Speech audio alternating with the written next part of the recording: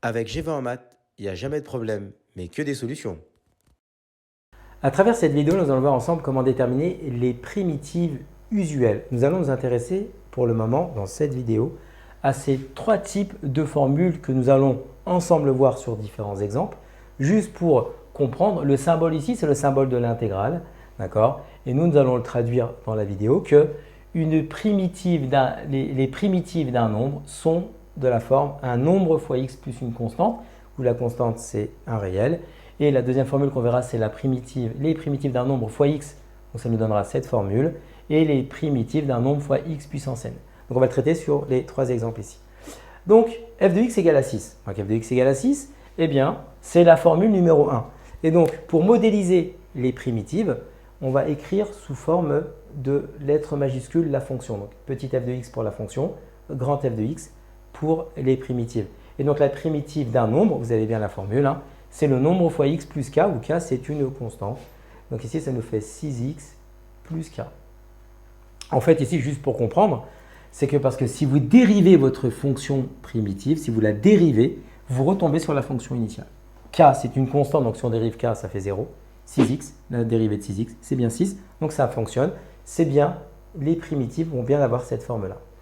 Donc, on fait le suivant, on cherche les primitives de moins 7. Donc, les primitives de moins 7, c'est la formule un nombre ici. Donc, la primitive d'un nombre, c'est le nombre fois x plus k. Donc, ici, on va avoir grand f de x qui va s'écrire moins 7x plus k. f de x égale à 3x. Eh bien là, vous avez un nombre fois x. Donc, c'est la formule numéro 2. Les primitives de la forme un nombre fois x vont être de la forme nombre sur 2 fois x au carré plus k. Donc, en fait, ici, notre nombre, c'est 3. D'accord? Donc, on va garder le 3. On va diviser par 2. D'accord? Et fois x au carré, donc x au carré plus k. Vous avez ici moins 6x. Eh bien, moins 6x, c'est toujours la forme un nombre fois x. Donc, les primitives de la forme un nombre fois x, c'est le nombre fois x au carré. Donc, nombre sur 2 fois x au carré, donc grand G de x. On met le nombre, c'est moins 6. On divise par 2, x au carré plus 3, plus k, pardon. Et on va pouvoir maintenant réduire notre expression, donc grand G de x va s'écrire ici moins 3x au carré plus k. On poursuit avec x moins 4. Donc x moins 4, ici la particularité, c'est que vous allez à la fois appliquer la formule 1 et la formule 2. Donc en fait ici, x, c'est comme si nous avions 1x. D'accord? Comme il n'y a pas de coefficient expressément écrit, donc c'est-à-dire que c'est le coefficient 1. Donc en fait ici, lorsque nous allons chercher les primitives, un nombre fois x, c'est le nombre sur 2 x au carré. Donc ici, le nombre, on a dit que c'était 1, donc ça nous fait 1 demi de x au carré. On va calculer les primitives de moins 4. Donc la primitive d'un nombre, c'est le nombre fois x. Donc ça nous fait moins 4x et on rajoute plus k. Ensuite, on passe à 4x au carré. Eh bien, 4x au carré, c'est la formule numéro 3 parce que vous avez bien un nombre fois x puissance n. Ici, mon n, c'est le 2. D'accord? Mon nombre, c'est le 4, ça c'est mon n. Donc si j'applique la formule, c'est le nombre sur n plus 1, x puissance n plus 1.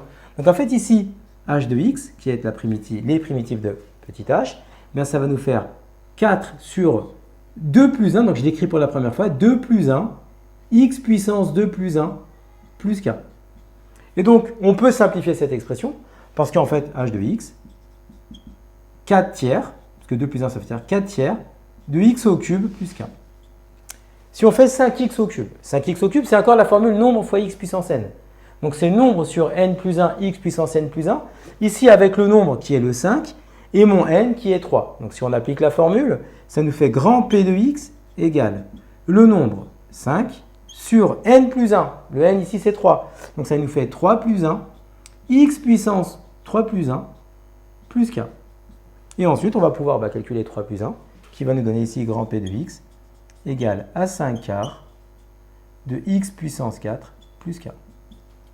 Enfin, un dernier exemple pour cette première vidéo sur les primitives usuelles. En fait, ici, on a le mix de toutes les formules qu'on va appliquer une à une. Donc, en fait, ici, on va mettre grand G de x. On commence par faire le 7x au 4, c'est la formule 3. Donc, ici, le nombre, c'est 7, le n, c'est 4. Donc, ça nous fait 7 sur 4 plus 1, x puissance 4 plus 1. Le moins 3x carré, ça reste encore la formule, ici 3. Donc, avec le n qui fait 2 et le nombre qui fait moins 3, ça nous fait moins 3 sur 2 plus 1, x puissance 2 plus 1. Le moins 8x, eh bien le moins 8x, c'est le nombre fois x, donc c'est la formule numéro 2.